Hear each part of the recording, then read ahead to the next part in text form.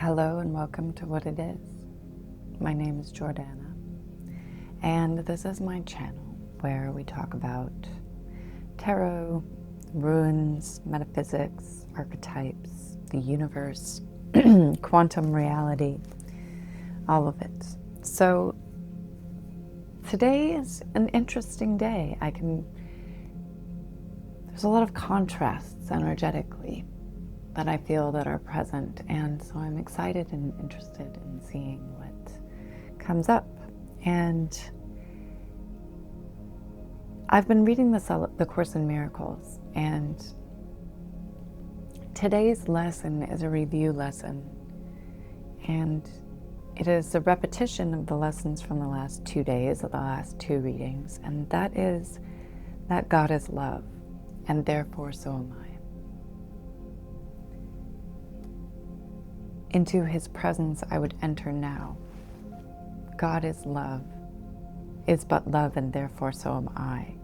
Today I learn to give as I receive. God is but love, and therefore so am I. And my thinking process and understanding is that we are all God, because we are a reflection of God, of the universe. The universe reflects our inner world. We are made of the same stuff, the same star matter. So getting into the reading, I read 3 lines across, 3 rows down, kind of like a tic-tac-toe board. And I do mind, body, soul from top to bottom, past, present, and future, from left to, just to give you a picture, because I know you can't see what's happening. And maybe that will change. I'll move to a more visual format. But for now, I would just like to talk about the energies that I'm interpreting. So in the past position in the mind line is the 8 of Cups, and in reverse, showing that there is a need to focus on the upright cup, because all the other cups are every which way, and there's a lot of discord in that energy. And the past can be as recent as 2 seconds ago, or it can be 20 years ago. It really doesn't matter, because time is just a construct. That's why this reading can apply whenever you're hearing it.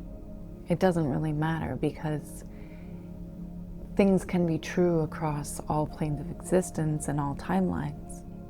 The need to focus on that upright cup is how we learn how to overcome the challenges of the past in an emotional sense. Because if we continue to hold on to old emotions, they will continue to run our lives. They will continue to trigger our nervous system into thinking that we are living back in the days of the threat and needing to survive something, rather than allowing ourselves to have the full emotional range, but also the adherence to the idea that life is inherently beautiful and abundant, so that we keep attuning our frequency and our vibration to those higher and higher frequencies, which help us materialize what we want that much faster. Because when the frequency is faster, it's a shorter distance in a wave particle. And what we want to do to materialize our most desired reality is collapse that wave and solidify it. So the higher we can vibrate, the higher the frequency, the more gratitude and the more abundance that we allow ourselves to feel, the faster we're able to manifest what we want. Because we're no longer being dragged backwards by the resistance that we feel inside of ourselves. And so in that understanding, we find justice in the central position, the present place, the need to weigh the cause and effect of everything, the need to discern what is good and serving our higher purpose in life, and what is returning us to an old pattern, understanding that we are the cause And that what we see in our reality is the effect of our actions, our thoughts, and our emotions, which all together create a frequency. And that frequency is what is given out into the universe. And so because, excuse me, going back to the Course in Miracles, learning to give what we wish to receive. So if you want love and abundance, living your life from that place of love, that place of abundance, that place of curiosity, not deciding that you understand how life is because of your perceptions that you created as a defense mechanism to whatever you endured up until this point. Because if we continue to use the past as evidence of how the future gets to play out, we actually just continue to recreate the past. Because our awareness and our focus is there. And the double slit theory in quantum physics shows us that what your awareness is placed upon collapses into three-dimensional reality. So if we want to create a future that is different from our past, and again, this is all perception because time is an illusion, so it really is that simple to pace yourself into the future by focusing on the reality that you wish to see. Even if your three-dimensional reality contradicts it, you are always attuning and moving towards the highest version of yourself because you have trust that you are going to be able to navigate the human experience from a place of lightness and a place of curiosity. And whenever possible, joy. And the quickest way to feel joy and abundance is gratitude and through giving. If you want abundance, give abundance. Share your riches before they've even started to return to you. Because the law of reciprocity is going to bring you back that which you give. But we're not doing it from a place of expectation, but a place of trust and a place of guiding ourselves back to the place that allows for the greatest, clearest, most solid connection to higher consciousness, because everything is one. Therefore, we are one with the universe already. And it is our perceptions and the ego mind games that we play with ourselves that create discord and disconnection. Fear, doubt, limitation, all of those are illusion. And love and abundance is the truth. And we only have to look to nature to see that, because nature is so abundant. And so in the future position of the mind card is the Princess of Cups, Brigitte, the goddess energy that brings us back to the stone circle, that point of grounded, rooted connection to the greater all, to the universe, to higher consciousness, guiding through the emotions, because the emotions are what create their energy in motion. They create that signature, that frequency that you give out to the universe. So if you wish to receive joy, you must be able to express joy first. If you wish to receive love, you must be able to express love first to yourself on a consistent basis, giving yourself that love, that abundance, that joy within, and then offering it out from the world from that place. Because you can give out into the world, but if you have an expectation of some sort of return from it, you are attached to an outcome that is outside of yourself. And therefore you are outsourcing your power, because if your reaction to that thing not happening just the way you expected it to, people tend to feel a certain type of way. And then they start to create more disconnection. But if you consistently give yourself the love, the completion, the connection, knowing that you came into this world whole and perfect and beautiful and full of infinite potential, and love yourself unceasingly, forgiving yourself for all of the little mental discords, then you start to train your mind to help you manifest what it is that you wish to see. And when we move to the body line, we have the Queen of Swords in reverse in the past position. Again, the mind creating distortions, and those distortions being turned into emotions that are being stored in the body and creating discord within the outer reality. And eventually, stored emotion, untrapped emotion, unresolved emotion, unexpressed emotion can become dis-ease. Whether it's mental dis-ease or body dis-ease or dis-ease and discord with other people.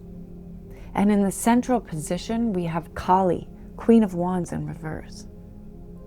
That suppression of energy, that suppression of the chaos, that disownment of parts of ourselves. Saying that side is too dark. I don't want to go there. I don't want to admit that I feel fear, that I feel fear or hate or dislike or anger. Those are bad, because we were taught as little children that those emotions were negative and shouldn't be expressed. Whereas if we recognize and master the expression and master the awareness of our full range of emotions, we set ourselves free. So in the body, there's a sense of holding on and an attachment to something that needs to be let go of. Because coming right after that in the future position of the body is the Six of Wands, which is victory. And so when you set yourself free, so let's flip these energies. The Queen of Swords upright is a clarity of mind. By giving yourself the clarity of mind to be able to discern and have the justice within yourself to discern what your emotional responses are telling you, you allow yourself to have that beautiful chaos that we all need in order to expand, because the chaos of the feminine expands energy. You have to be grounded and rooted. That's shown in the Stonehenge on the Princess of Cups card. There is a rooted quality that is necessary, a foundation that is necessary to be able to maintain that connection, because if the Kundalini goes all over the place, chaos will just continue to expand without any sort of foundation to hold it, a container to contain it, a stone circle to give the energy some sort of boundary. And boundaries can be porous because we have infinite potential. But we want to be able to guide that potential in a directed, let's get to point A to point B as fast as possible kind of way, which is clearly shown in the Six of Wands, all moving cohesively, synchronized. There's a synergy towards what you want to accomplish. And in the spirit line in the past is the rebirth. aeon, showing that balance between the worlds, that point of that 0 point, that place of both completion and new beginnings. And in the present point, 9 of Swords, understanding that it is a mental game that keeps you from connection to spirit. And the mind has a way of being cruel to ourselves, to our spirits, because the mind gets attached to the ego. And so the ego will suppress by saying, I don't know if you're good enough. What will they think? All those little mind games that we play with each other end up suppressing our spirit because we're not allowing that full expression of ourselves. If you have a desire and you choose not to go for it based on what you think other people are going to do, you're suppressing yourself. You're holding yourself back out of fear. And so walking into that fear and understanding that those cuts are going to be superficial. Because when you're aligned to your vision and your purpose, nothing else matters. And again, that need for rebirth is depicted in the future line again, with the star in reverse, the need to set yourself free and to be able to gaze into the true reflection burst of yourself through self-understanding, through self-reflection, and through self-love. Cleansing yourself on a regular basis, living your life as a ritual and a ceremony. Excuse me.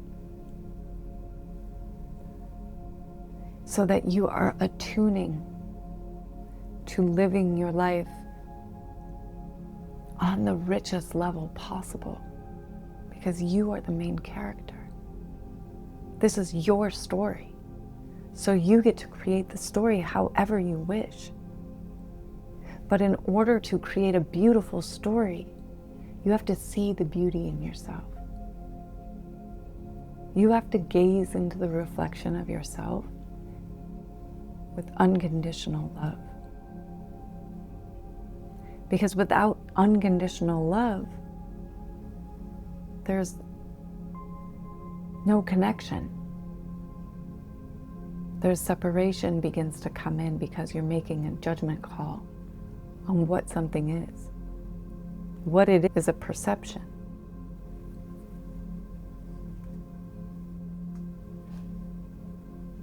And in the, I guess the significator, I use a different deck, a separate deck, and I call it my good luck deck. And there's a whole story behind it. And I don't even remember the creator of it right now. The other deck I read is the Handel deck.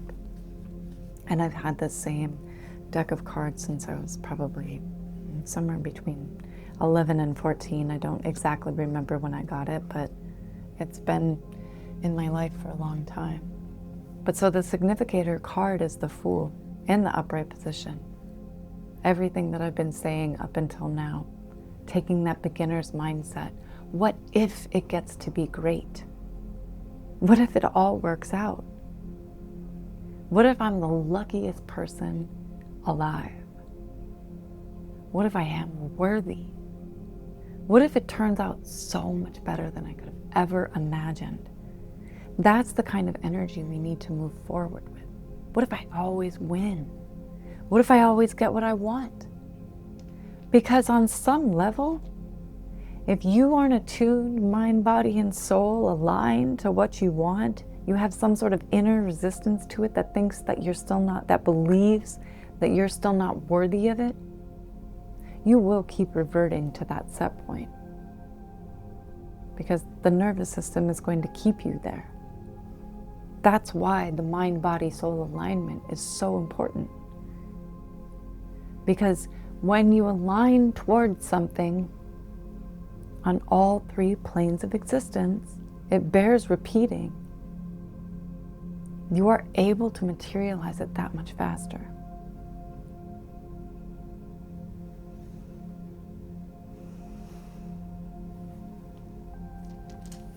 So, let's see what the runes have to say.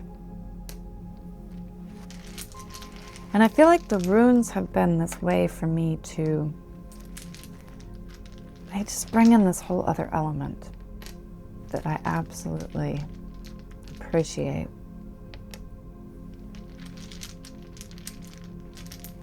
And it's a cross pattern, this rune spread. An inverted cross. The journey towards self.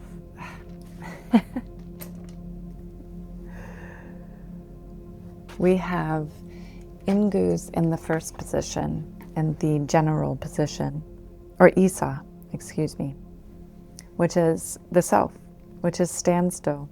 Like we create our own interpretation of what life is. And so this shows there's some sort of freeze on things, some sort of self-suppression that's again repeated by Kali, the Queen of Wands in reverse, which we turned those cards upright because we're leaning into the energy of moving forward. And I like to transmute the energy right within the reading. Isa,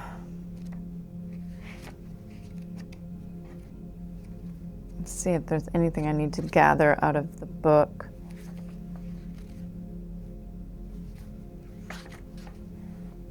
That which impedes. Mental constructs impede the flow and impede the direction. And so there's a sense of winter to this reading, of standstill, of being entangled in this situation where you are blind to the effects of it. And you may feel powerless to do anything about it in this moment because of that discord. It's confusing. And this is just asking you to be patient, for this is this period of gestation that precedes the rebirth, shown again in Aeon.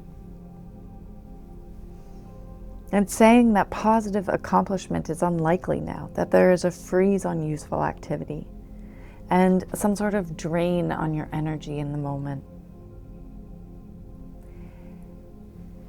And so just asking you not to hold on too much, not to cling, because that clinging takes you out of that curiosity that's within the Fool energy. So just accept it for what it is. There's no need to persist in working your will at this time.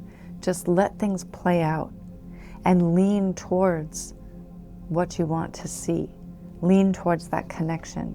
Lean towards the possibility in everything. When you hear that little voice in your head, start to try to suppress your desires and your thoughts. Question it. Because most of the time, it's not telling you the truth. Your spirit is where the truth is. So, again, we're getting the same runes as yesterday as well, a lot of them. So these cards and these runes are repeating themselves because the stories are so close to each other. Everything is flowing into this transition. And of course, because I am currently the channel, it also has to do with energies that I'm currently experiencing in my own life. And because what I'm experiencing in my own life is part of everything, it's going to resonate on a certain level with whoever comes across this reading, no matter when. Certain parts are going to resonate and certain parts may not, because we all can exist on different timelines at the same time as well. There are infinite realities available to us in any given moment. So again, we have Uru's strength, a wild ox depicted by that rooted, grounded nature needed to support the vision, to support the expansion.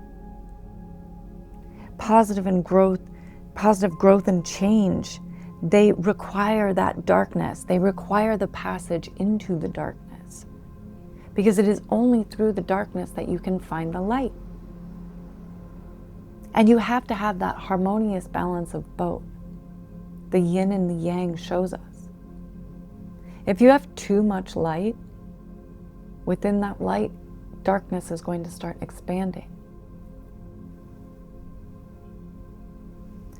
So be prepared to experience some sort of loss, whether it's just an ego death or letting go of some old relationship or circumstance, letting go of the old, so that you can almost, there's a call to domesticate yourself, to learn to adapt to the demands of what the situation has called for. Like, you can't take all the baggage with you. You can't take all the habits with you. You can't, what got you to where you are now isn't going to get you to where you want to go. So there's going to be certain things that you have to let go of. And if you're going to move in service of what you're trying to create. And we have Algies in the reverse position of the future place. Algies is the rune of protection.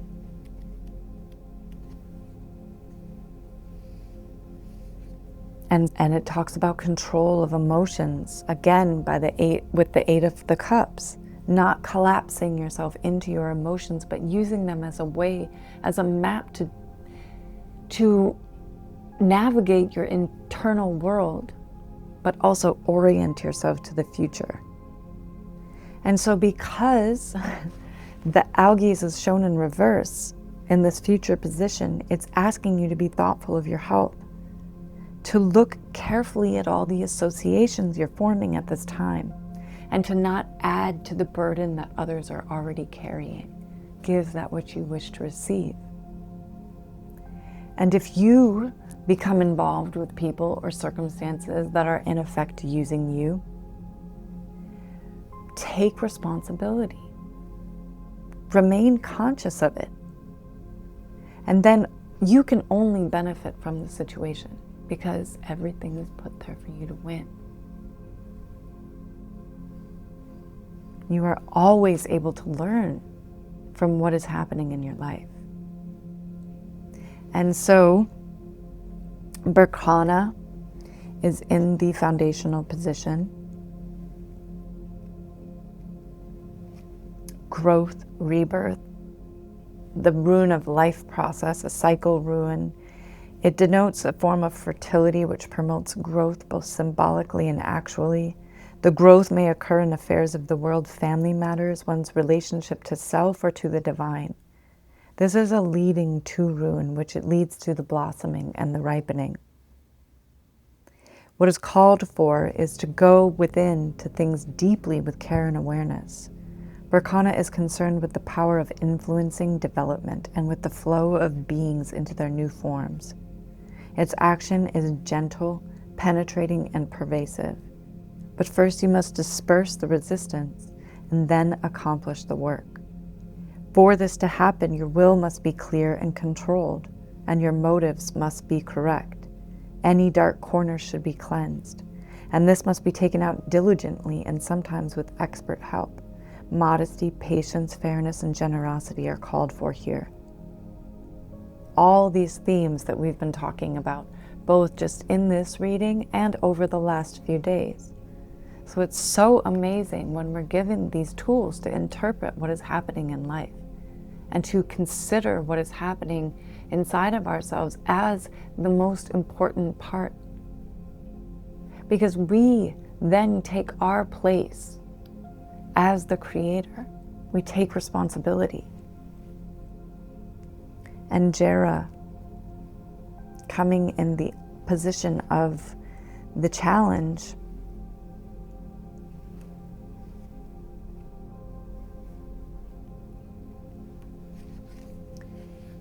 shows, and that was in the foundation position yesterday. So that shows that need to have that fertile season, that it's a season. Everything is a season. As much as time is an illusion, there must be commitment to an endeavor, because expecting instantaneous results is what leads you to have those moments of despair of like, where is the thing I said I wanted? I asked for it. Why hasn't it shown up yet? You have to trust, and you've prepared the ground. You've planted the seeds, and now you have to trust. You can't just keep going out there and pulling up the plants and seeing how far the growth is and keep checking, because then you're going back into a vibration of fear and doubt, because everything is on a spectrum. If you look at yourself in the center position, are you leaning towards what you want, or are you leaning away from it by going back into fear and doubt? So trust, because the ultimate fulfillment of this entire journey is the gift. Gabo coming in the future position. But you have to trust and give that which you wish to receive. Trusting that you are worthy of the gift, because that is the inevitable result of engaging in that vibration on a consistent basis. Because you will be given what you give out.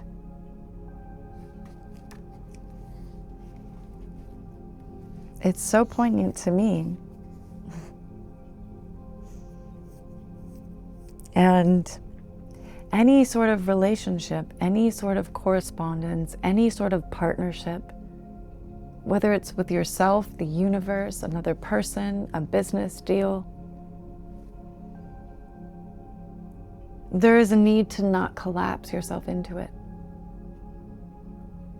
Don't make it the most important thing. Your relationship with the universe is the most important thing. Your higher self, the highest version of you. That's the journey of self. That's what the seeker seeks, ultimately, is the self. That's what we're all seeking, whether we admit it or not. We're all seeking that connection. And if we seek it in vices, we're still seeking the same thing. We're just living through trauma, and we're living through a defense mechanism, rather than peeling away all those layers and living towards what we really want and what we're truly worthy of. And so I feel like that's a great place to wrap it up, because we're about at that time anyway. And so with that, my dears, I so appreciate you being here. I'm so enjoying this exploration, and I look forward to seeing you again very soon, probably tomorrow. Thank you.